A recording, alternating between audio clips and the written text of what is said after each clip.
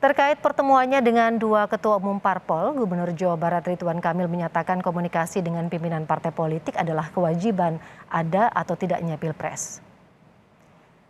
Tak hanya dengan Ketua Umum PAN, Ridwan Kamil juga bertemu dengan Ketua Umum Golkar Erlangga Hartarto. Jika nanti komunikasi dengan parpol tersebut bermuara kepada dukungan Pilpres 2024, hal itu menjadi harapan Ridwan Kamil.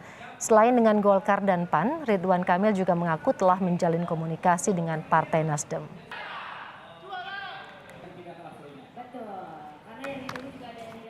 Kita ke Nasdem lewat Pak Siswono, Ketua Dewan Pertimbangan, saya ke Pak Zul, PAN, ke Pak Erlangga juga dilakukan, ke beberapa tokoh-tokoh, udah sangat banyak lah kira-kira begitu. Bahwa nanti itu bermuara pada dukungan-dukungan yang baik 2024 saya kira menjadi harapan, tapi tentu harus realistis ya.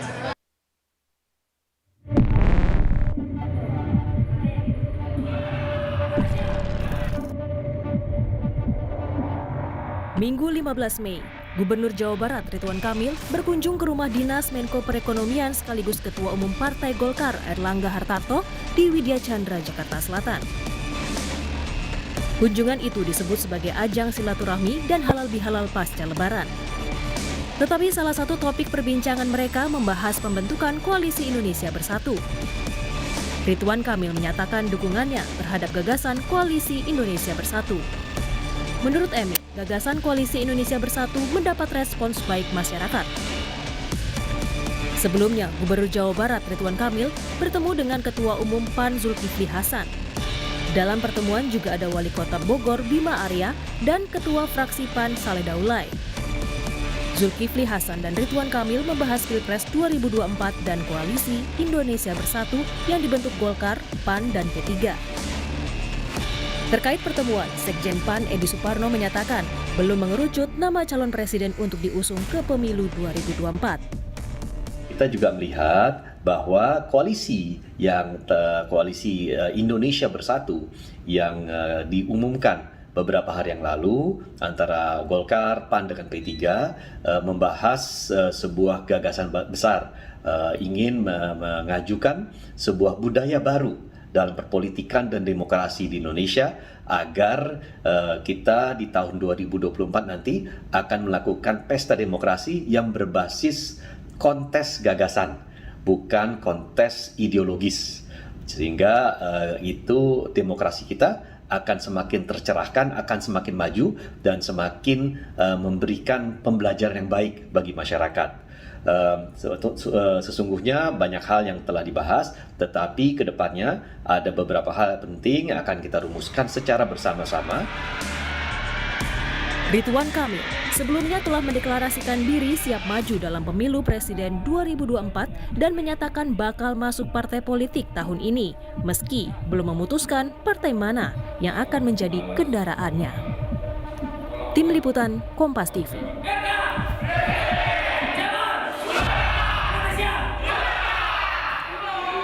Untuk mengetahui soal langkah politik Ridwan Kamil yang menemui Ketua Umum Golkar dan juga PAN, kita telah bersama dengan pengamat politik yang juga Direktur Eksekutif Carta Politika Yunarto Wijaya. Mas Toto, banyak yang membaca nih Ridwan Kamil sedang mendekati parpol untuk mendapatkan dukungan di Pilpres. Sejauh mana modal politik yang dimiliki Ridwan untuk menarik minat parpol seperti Golkar dan juga PAN?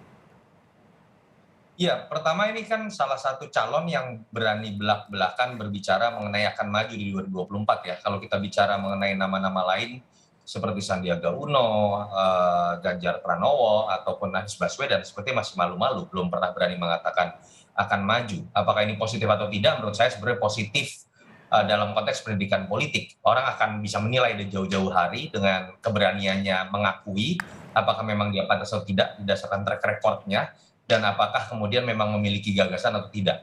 Dan ini kan juga sosok yang punya elektabilitas lumayan, saya harus mengatakan piring kedua lah ya, karena dia ada di level 3 besar kan selalu Ganjar Pranowo, Prabowo Subianto, Anies Baswedan. Di piring 2 itu biasanya ada persaingan di antara Ridwan Kamil, Sandiaga Uno, AHY, dan Mbak Khofifah. Dan kalau dilihat secara realistis memang mereka lebih bisa dilihat sebagai sosok cawapres yang kuat, walaupun tidak menutup kemungkinan bisa menjadi capres alternatif. Dan yang menarik juga adalah tidak memiliki partai. Ada kelebihan dan kekurangannya juga. Kekurangannya tentu saja dia harus mengemis tanda kutip jauh-jauh hari untuk mendapatkan angka presidential threshold. Karena dimulainya dari angka start 0, berbeda dengan Pak Prabowo, Erlangga yang sudah memiliki angka kekuatan partainya, tinggal menambah 1 atau 2 partai lagi. Tapi kelebihannya adalah ketika dia bukan kader partai, ruang geraknya lebih leluasa untuk datang ke partai-partai tanpa berpotensi atau beresiko mendapatkan sanksi yang berbeda misalnya terjadi pada sosok Ganjar Pranowo ataupun Sandiaga Uno. Mereka sangat berhati-hati untuk kemudian sowan ke partai atau menunjukkan ambisinya karena bisa saja ada sanksi partai yang dikeluarkan karena dianggap melampaui keputusan partai yang belum dibuat.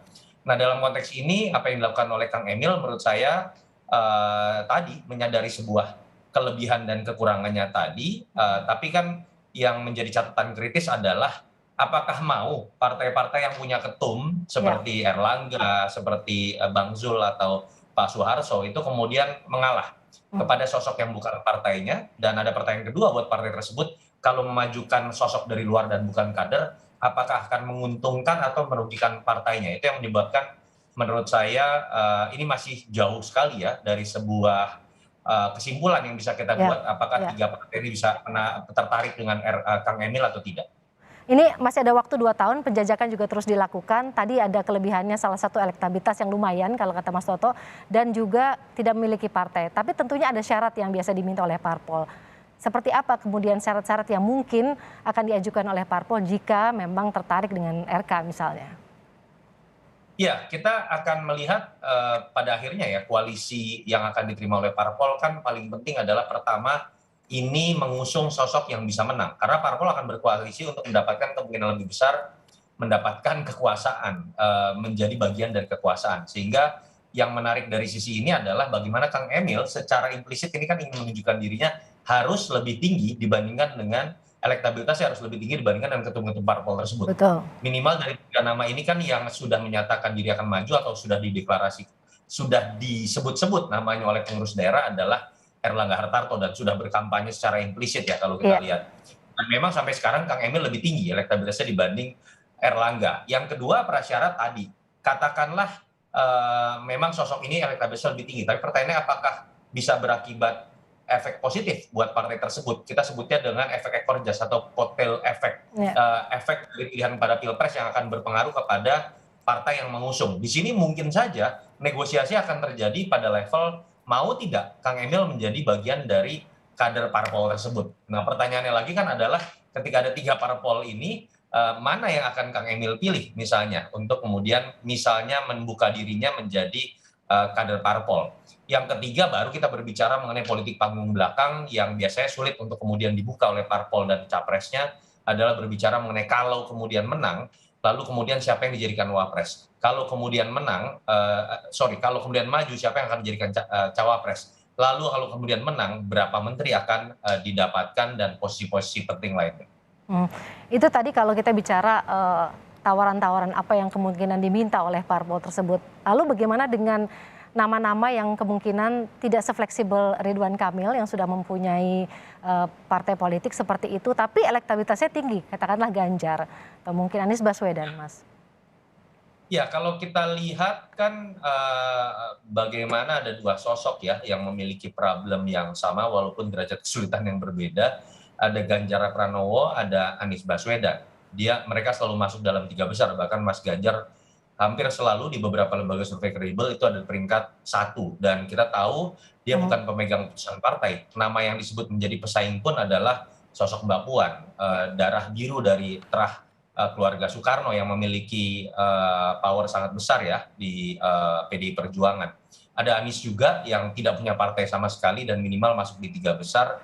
Kalau ditanya siapa yang lebih ruang geraknya lebih luas sebenarnya adalah Mas Anies, karena Mas Anies bisa kemana saja, sementara Mas Ganjar cenderung ruang geraknya terbatas sebelum ada pengambilan keputusan dari PDI Perjuangan sendiri. Dan kalau ditanyakan apakah kedua nama ini mungkin juga dilirik oleh ketiga partai yang kemarin didatangi oleh Kang Emil, 2 diantaranya, menurut saya sangat mungkin karena kalau berbicara mengenai 3 partai ini sudah memenuhi prasyarat 25,7%, di atas dari presidential threshold, tapi mereka memiliki problem dari ketiga nama ketum belum ada satupun yang masuk katakanlah di 5 besar saja dalam survei-survei elektabilitas, sehingga kalau mau bicara secara realistis mungkin alangkah baiknya buat 3 partai tersebut menggaet entah itu Mas Ganjar atau Mas Anies dan kemudian menjadikan salah satu dari 3 ketum ini menjadi cawapres. Jadi artinya kesempatan masih terbuka lebar begitu ya Mas Toto, masih menunggu waktu masih Saya pikir cukup. masih sangat dinamis Ya. terbuka, dan kita tahu